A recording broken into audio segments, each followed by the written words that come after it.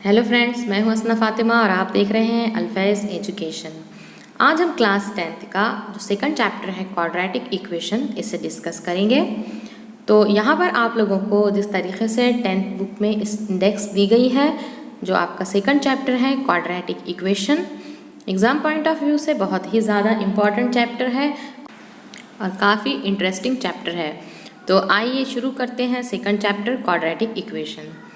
आपने अब तक इस चैनल को सब्सक्राइब नहीं किया है तो चैनल को लाइक, शेयर एंड सब्सक्राइब कीजिए। उसी तरीके से साइंस के भी वीडियोस आप लोगों को चैनल पर अवेलेबल है।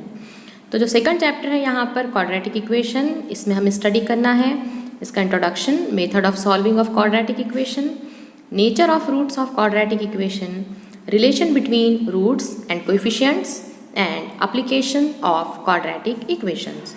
तो चलिए स्टार्ट करते हैं क्वाड्रेटिक इक्वेशन। क्वाड्रेटिक इक्वेशन के बारे में आप ऑलरेडी पढ़ चुके हैं, लेकिन जैसे जैसे हम नेक्स्ट क्लास में जाते हैं वैसे वैसे ये तमाम चीज़ें हमारे सामने एक्सपांड होकर हमारे सामने आती हैं। लास्ट ईयर जो 9th क्लास में हमने पॉलिनोमियल्स के बारे में देख चुके हैं। यहाँ पर पॉली का मीनिंग होता है मैनी, यानी बहुत सारे, और नोमियल्स का मीनिंग होता है टर्म्स, यानी कि ऐसा एक्सप्रेशन जिसमें मैनी टर्म्स हो, बहुत सारे टर्म्स हो, इसे हम क्या कहते हैं? पॉलिनोमियल्स कहते हैं। अब जो नेक्स्ट पॉइंट है वो है अपना डिग्री। तो हम डिग्री किसे कहते हैं? What is mean by degree? Degree of polynomials means the maximum power और द इंडेक्स। ये मैक्सिमम पावर को या इंडेक्स को पॉलिनोमियल्स की हम क्या कहते हैं? डिग्री कहते हैं। अब डिग्री के बेसिस पे क्या है, पॉलिनोमियल्स अलग अलग टाइप के होते हैं और डिग्री के बेसिस पे इनके अलग अलग नाम हैं। तो चलिए हम देख लेते हैं कि डिफरेंट टाइप के जो पॉलिनोमियल्स हैं वो कौन कौन से हैं। तो सबसे पहले हम यहाँ पर देखते हैं जो फर्स्ट हमारा पॉलिनोमियल है वो है linear polynomial. Number 2 it is quadratic polynomial. आप भी मेरे साथ जो है वो नोटबुक के अंदर अपने अपने नोट्स लिखिए। नंबर 3 जो है वो है क्यूबिक पॉलिनोमियल्स। और नंबर 4 जो होता है वो है बाय क्वाड्रेटिक पॉलिनोमियल्स। तो यहाँ पे हमने पॉलिनोमियल्स की डिग्री के बेसिस पे जो है वो 4 पॉलिनोमियल्स देख चुके हैं, linear, quadratic, cubic and by quadratic polynomials. अब यहाँ पे हम जो है इनकी डिग्री जो है वो जान लेते हैं कि इनकी डिग्री क्या है। तो सबसे पहले हम जो है इनकी यहाँ पे लिख लेती हूँ मैं डिग्री। अब जो लीनियर पॉलिनोमियल्स है इसकी जो डिग्री होती है वो होती है 1। क्वाड्रेटिक पॉलिनोमियल्स की जो डिग्री होती है वो है 2। इसके बाद क्यूबिक पॉलिनोमियल्स है उसकी डिग्री होती है 3 एंड बाय क्वाड्रेटिक पॉलिनोमियल्स की डिग्री होती है 4।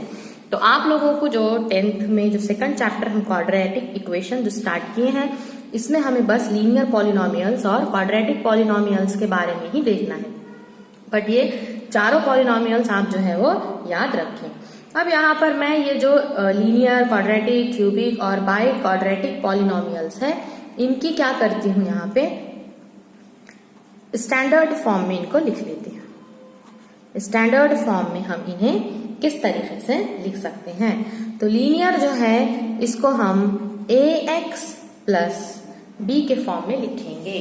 कैसे लिखेंगे? ax प्लस b के फॉर्म में।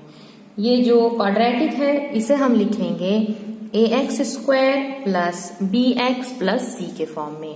क्यूबिक पॉलिनोमियल है इसे हम लिखेंगे ax cube plus bx square plus cx plus d।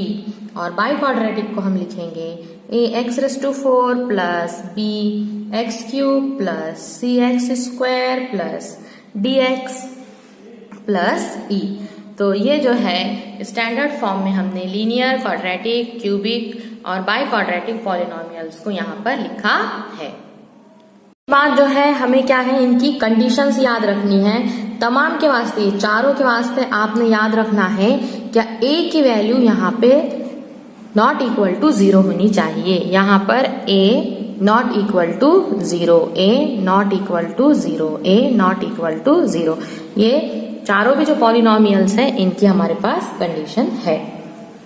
अब यहाँ पे हम लीनियर पॉलिनोमियल्स की एग्जाम्पल देख लेते हैं। ये हमने स्टैंडर्ड फॉर्म में देखा है और अब हम इनकी एक एक एग्जाम्पल्स ले लेते हैं। तो अब एग्जाम्पल में देखिए, linear polynomial ax plus b के फॉर्म में मैं लिखती हूँ। तो जैसे कि इक्वेशन यहाँ पे है आप लोगों को 3x प्लस 2 क्या है, यहाँ पे देख सकते हैं कि डिग्री इसकी क्या है 1 है, इसलिए ये लीनियर पॉलिनोमियल। उसी तरीके से यहाँ पे हम लिखते हैं 5x, तो ये लीनियर पॉलिनोमियल के एग्जाम्पल हो गई। उसी तरीके से क्वाड्रेटिक की हम लेंगे 3x square minus 2x plus 10 plus 10, तो ये क्या हो गई है क्वाड्रेटिक पॉलिनोमियल। इस तरीके से आप जो है वो इक्वेशंस यहाँ पे लिख सकते हैं। अब जो पॉलिनोमियल है और इक्वेशन है इसमें हम लोगों को क्या है डिफरेंस समझना होगा। याद रखें, लीनियर पॉलिनोमियल से लीनियर इक्वेशन बनेगी, क्वाड्रेटिक पॉलिनोमियल से क्या बनेगी क्वाड्रेटिक इक्वेशन बनेगी। तो अब पॉलिनोमियल में और इक्वेशन में क्या डिफरेंस होता है, इक्वेशन में हमें इज इक्वल टू होना जरूरी है। जैसा कि अगर मैं आप लोगों से ये पूछूं कि ये 3x प्लस 2 ये क्या है, तो आप कहेंगे कि ये लीनियर पॉलिनोमियल है। ये क्या है, लीनियर पॉलिनोमियल है। लेकिन जैसे ही मैं यहाँ पर क्या कर दूं, इसको इज इक्वल टू लगा दूं, 3x plus 2 is equal to 0 कर दूं, तो अब ये पॉलिनोमियल नहीं रहा बल्कि ये क्या बन गई है, इक्वेशन बन गई है। जैसे कि इक्वेशन में क्या है, वर्ड है इक्वेट करना, इज इक्वल टू करना। लेफ्ट हैंड साइड में और राइट हैंड साइड में इज इक्वल टू के दोनों जानिब क्या होते हैं, एक्सप्रेशंस यहाँ पे होती है। तो आप लोगों को ये समझ में आ चुका होगा, पॉलिनोमियल के अंदर जो है इज इक्वल टू नहीं होता और इक्वेशन के अंदर जो है वो इज इक्वल टू होता है। उसी तरीके से हम क्या है क्वाड्रेटिक पॉलिनोमियल यहाँ पर देख लेंगे कि हमने स्टैंडर्ड फॉर्म में देखा ax square plus bx plus c। तो यहाँ पे हमने क्वाड्रेटिक पॉलिनोमियल की सपोज एक एग्जांपल ले ली है 3x square minus 2x plus 10, ये क्या हो गई है हमारी क्वाड्रेटिक पॉलिनोमियल हो गई है, क्योंकि यहाँ पे हमारे पास क्या है इज इक्वल टू 0, यहाँ पे हमने नहीं लिखा।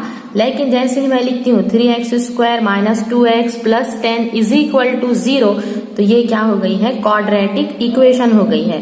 तो आई होप आप लोगों को ये तो समझ आ चुका होगा कि पॉलिनोमियल में और इक्वेशन में क्या डिफरेंस होता है। अब आपके टेक्स्ट बुक के अंदर जो आप लोगों को यहाँ पर एक्टिविटीज दी गई है, वो एक्टिविटी में अपने को क्या है कि उन्हें क्लासिफाई करने के लिए बोला है। तो पेज नंबर 30 के ऊपर जो है आप लीनियर पॉलिनोमियल और क्वाड्रेटिक पॉलिनोमियल के अंदर हमको क्लासिफिकेशन करना है। तो यहाँ पर जो क्वेश्चन हमें दिया गया है 5x प्लस 9। अब यहाँ पे देखिए 5x प्लस 9, यहाँ पे डिग्री क्या है इसकी 1 है और यहाँ पे इज इक्वल टू भी है क्या, नहीं है, तो ये क्या हो जाएगा हमारा लीनियर पॉलिनोमियल। उसी तरीके से सेकेंड क्वेश्चन यहाँ पे दिया गया है x square plus 3x minus 5। यहाँ पे देखिए डिग्री क्या है 2 है, तो ये हो गई है आपकी क्वाड्रेटिक पॉलिनोमियल। उसके बाद थर्ड क्वेश्चन हमें दिया गया है 3x माइनस 7, तो ये हो गई है लीनियर। लीनियर क्यों, क्योंकि यहाँ पर x की जो डिग्री है वो कितनी है 1 है और इज इक्वल टू नहीं है, इसलिए पॉलिनोमियल। उसी तरीके से आप लोगों को दिया गया है 3x स्क्वायर माइनस 5x, यहाँ पे डिग्री 2 है, तो ये क्या हो जाएंगी क्वाड्रेटिक पॉलिनोमियल हो जाएंगी। और उसी तरीके से नेक्स्ट क्वेश्चन है 5x स्क्वायर, यहाँ पे x की डिग्री क्या है 2 है, इसीलिए ये भी हो जाएगा क्वाड्रेटिक पॉलिनोमियल। तो आप अपनी नोटबुक के अंदर इसे नोट कर लें। तो चलिए डेफिनेशन क्या थी, a polynomial in one variable having degree 1 is called a linear polynomial and having degree 2 is called quadratic polynomial. इसके बाद लेट्स रिकॉल के क्वेश्चंस में जो आप लोगों को एक्टिविटी दी गई है, यहाँ पर आपको पॉलिनोमियल्स को देखना है और इनके कोएफिशिएंट जो है वो लिखना है। यहाँ पर जो 3 क्वेश्चंस आप लोगों को दिए हुए हैं x square plus 3x minus 5, second question है 3x स्क्वायर माइनस 5x और थर्ड क्वेश्चन है 5x स्क्वायर। तो आप देख सकते हैं कि x स्क्वायर के कोएफिशिएंट कौन कौन से हैं। यहाँ पर x स्क्वायर से पहले कुछ नहीं है, इसका मतलब 1 है। इसके बाद सेकंड क्वेश्चन में एक्स स्क्वायर से पहले 3 है तो उसका कोएफिशिएंट 3 हो गया, और 5x स्क्वायर में क्या है 5 है। उसी तरीके से कोएफिशिएंट x के बताना है। फर्स्ट क्वेश्चन में x से पहले 3 है यानी कि x का कोएफिशिएंट 3। इसके बाद सेकंड क्वेश्चन में 3x square minus 5x, x से पहले -5 है तो इसका कोएफिशिएंट होगा -5, और 5x स्क्वायर में x यहाँ पर नहीं है तो x का कोएफिशिएंट 0 होगा। उसी तरीके से कांस्टेंट टर्म्स पूछे गए हैं। तो फर्स्ट क्वेश्चन में कांस्टेंट टर्म है -5, सेकंड क्वेश्चन में और थर्ड क्वेश्चन में कांस्टेंट टर्म नहीं है, इसलिए यहाँ पर जो है 0 और 0 हम लिखेंगे, यानी कि constant term of second and third polynomial क्या होता है 0 होता है। इस तरीके से पेज नंबर 31 पर की जो एक्टिविटी थी वो हम कंप्लीट कर चुके हैं। नेक्स्ट हम देखते हैं पॉइंट्स टू रिमेंबर।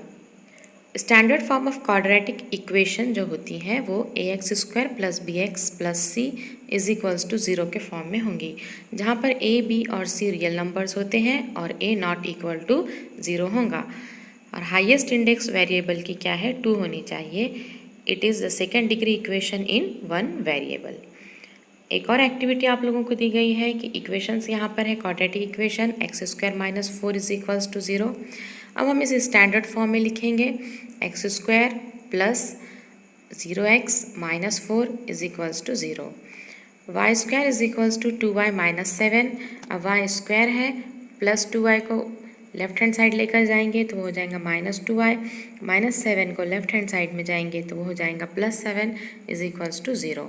और थर्ड इक्वेशन में एक्स स्क्वायर प्लस 2x यहाँ पर कांस्टेंट नहीं है इसलिए हम प्लस 0 लिखेंगे इज इक्वल्स टू 0।